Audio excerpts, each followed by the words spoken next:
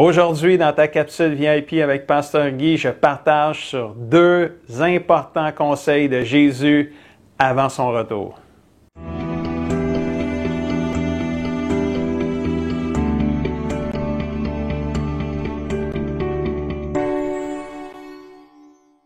Bonjour mon ami et bienvenue à ta capsule VIP avec Pasteur Guy. C'est toujours une joie pour moi de pouvoir nourrir ton âme afin que tu puisses grandir et devenir tout ce que Dieu veut que tu deviennes. Et aujourd'hui, j'ai toute une capsule pour toi. Alors, sois prêt parce que le titre de la capsule aujourd'hui, c'est 2 importants conseils de Jésus avant son retour. Amen. Et Jésus parle de son retour à plusieurs reprises dans les évangiles du Nouveau Testament. Et il te dit aujourd'hui que la clé pour ce grand jour de son retour, c'est pas de savoir quand ça va arriver, mais c'est d'être prêt quand ça va arriver. Et aujourd'hui, Jésus te donne 2 précieux conseils et 2 importants conseils à suivre et à mettre en pratique pour être fin prêt quand la cloche va sonner de son retour. Amen.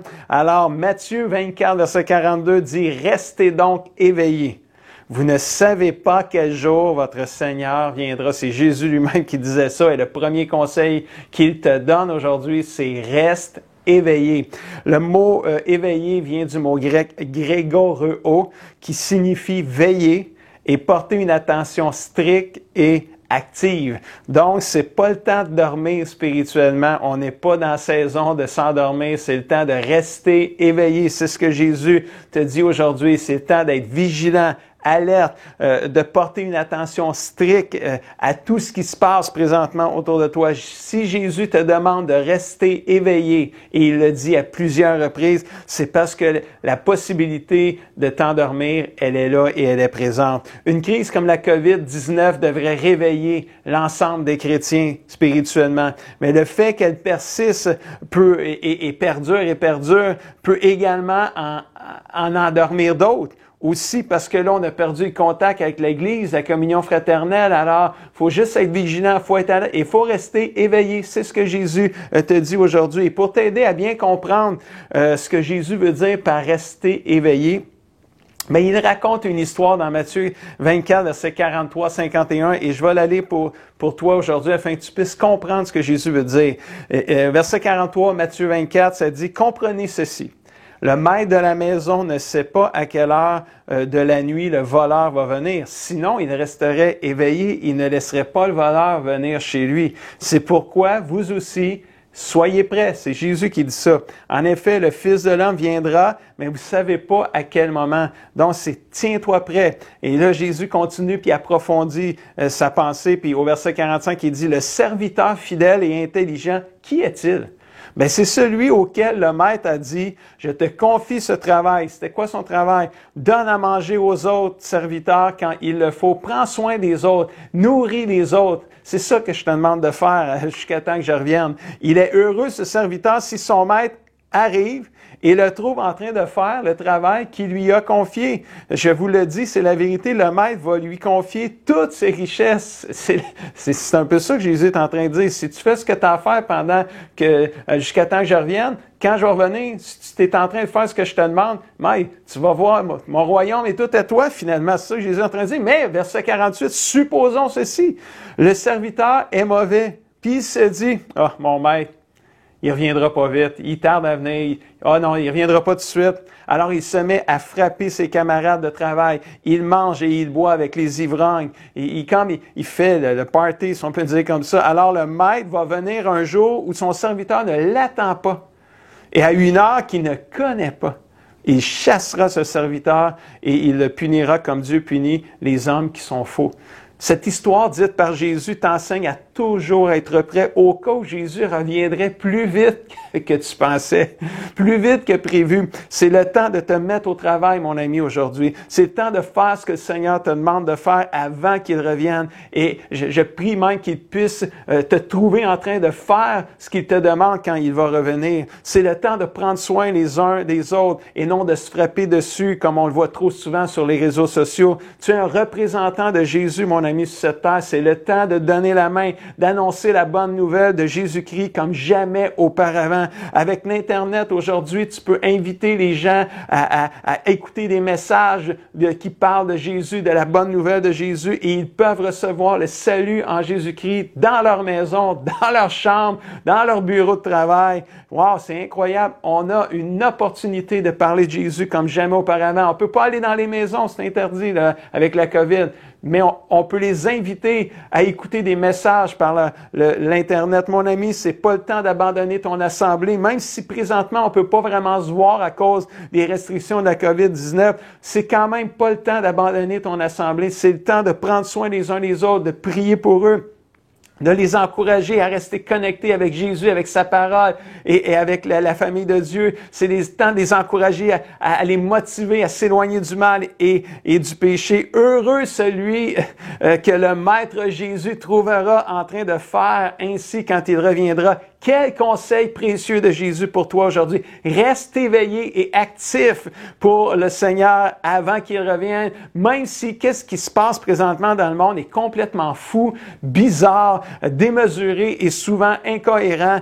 Garde le focus sur Jésus. Continue à œuvrer dans le Seigneur. Voici quelques versets là, qui confirment ce que je viens de te dire là. Hébreux 10, 24, ça dit « Prenez soin les uns des autres pour nous encourager à aimer et à faire le bien. » Verset 25, « N'abandonnons pas nos assemblées comme certains ont pris l'habitude de ne plus venir. Au contraire, aidons-nous davantage les uns les autres, puisque vous voyez le jour du Seigneur est proche, et plus proche aujourd'hui qu'hier, assurément. Romains 13, 11, vous connaissez le temps où nous sommes. C'est le temps de sortir de votre sommeil spirituel. En effet, quand nous avons cru au Seigneur Jésus, le salut est encore loin, mais maintenant il est plus près de nous que jamais. Jésus est proche de revenir, c'est sérieux. Et le premier conseil qu'il te donne, c'est reste éveillé aux choses spirituelles alors que le Seigneur Jésus peut revenir plus vite que tu penses ou plus vite que prévu. Deuxième conseil que Jésus te donne aujourd'hui pour être prêt pour son retour, c'est fais le plein spirituel.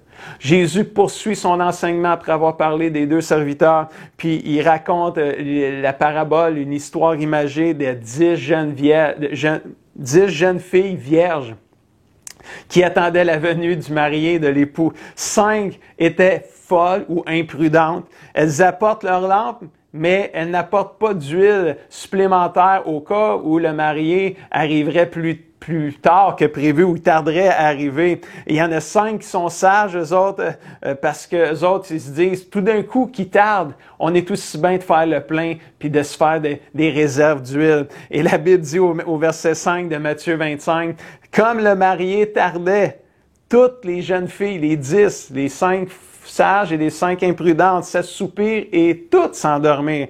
C'est ce qui arrive quand une chose tarde à arriver. Hein? Il y a un relâchement. Si tu portes pas attention, tu finis par t'endormir. C'est ce qui est arrivé aux 10 jeunes filles, mais il y avait quand même 5 qui s'étaient bien préparés, mais malgré tout, ils ont fini par s'endormir pareil, mais ils étaient prêtes au cas où que ça tarderait. Donc, toutes les filles se réveillèrent parce que le marié finalement est arrivé pendant que tout le monde dormait. Mais les lampes des 5 filles imprudentes se sont éteintes.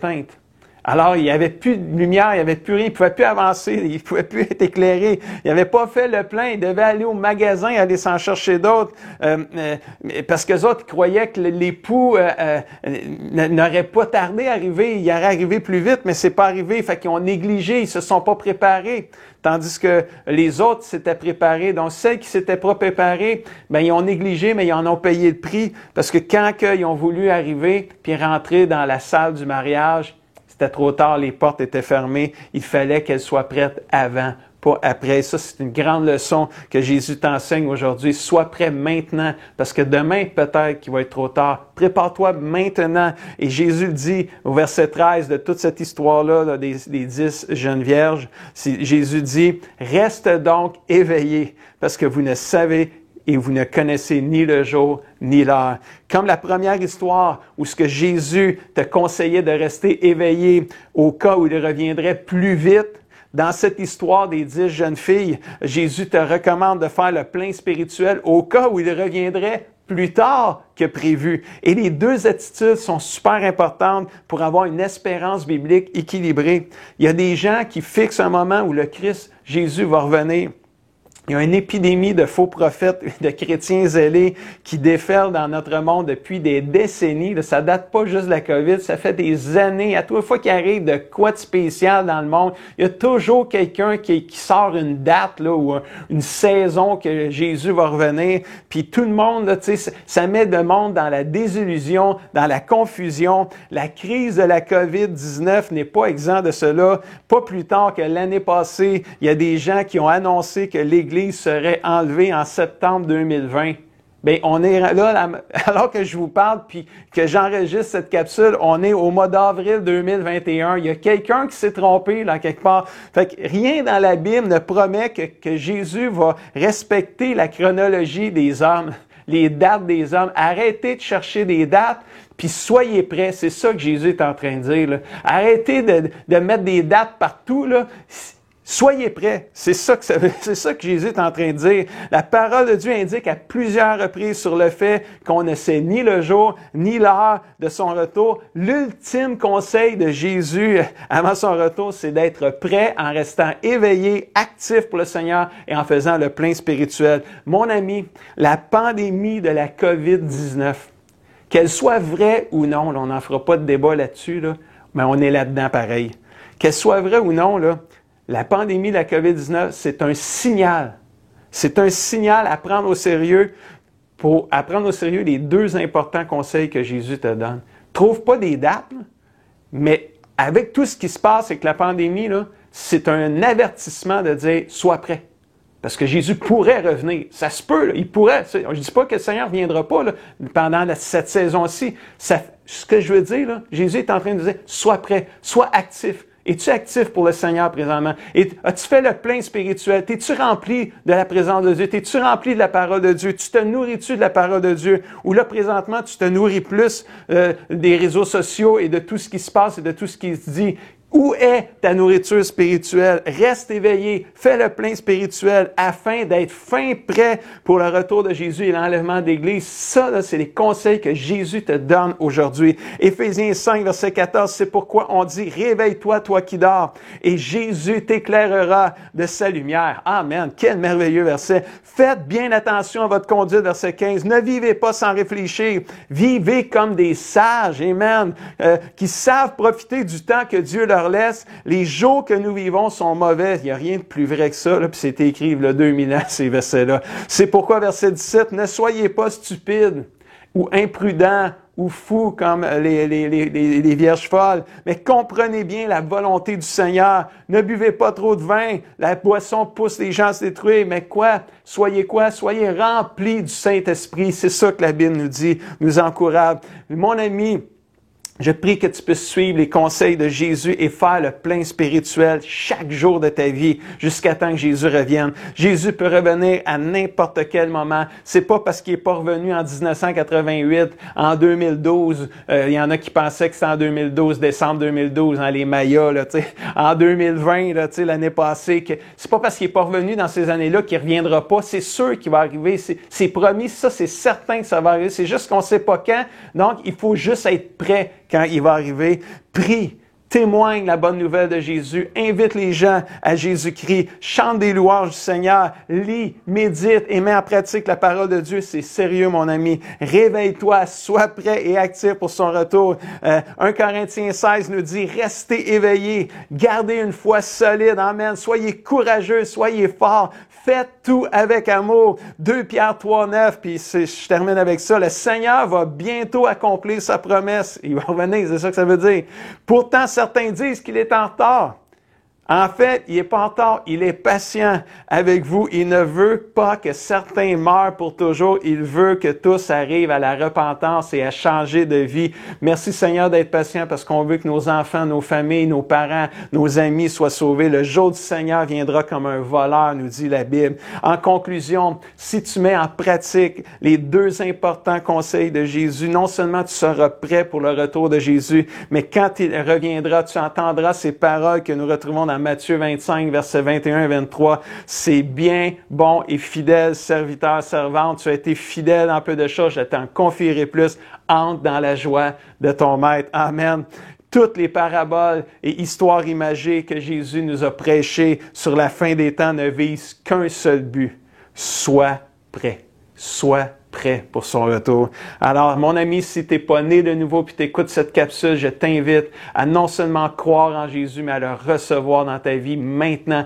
Invite-le dans ta vie. Demande-lui pardon pour tes péchés. Reçois Jésus et commence à vivre la vie nouvelle que Dieu veut que tu vives avec Jésus. Amen. Alléluia. Si tu as besoin d'aide pour commencer ta vie chrétienne, ta vie nouvelle avec Jésus, je t'invite à m'écrire en privé. Ça va me faire plaisir de t'aider. Je te laisse avec les défis de la semaine. Détermine de rester éveillé et faire le plein spirituel pour être fin prêt pour le retour de Jésus. Lis, médite, et mets en pratique les versets de la capsule aujourd'hui qu'on a dans la parole de Dieu. Et laisse-moi terminer en priant si tu veux bien. Seigneur Jésus, merci pour ta parole. Oh, merci Seigneur de nous enseigner comment être prêt pour ton retour, comment être prêt, Seigneur, pour pouvoir monter, Seigneur Jésus, dans le ciel avec toi pour l'éternité, Seigneur. Je prie, Seigneur, que plusieurs soient sauvés, Seigneur. Je prie que plusieurs chrétiens, Seigneur, s'éveillent spirituellement et deviennent actifs pour toi, Seigneur, et commencent, Seigneur Jésus, à faire le plein spirituel de leur vie. Père, c'est au nom puissant de Jésus que je prie, Seigneur, pour ta gloire. Et tout le monde dit et écrit un grand Amen. Et si tu as aimé cette capsule, je t'invite à faire un pouce, un cœur. Et si tu penses que ça peut aider quelqu'un, partage cette capsule avec eux, soit sur Facebook ou par courriel ou en Messenger. Puis sur ce, je te dis à la semaine prochaine.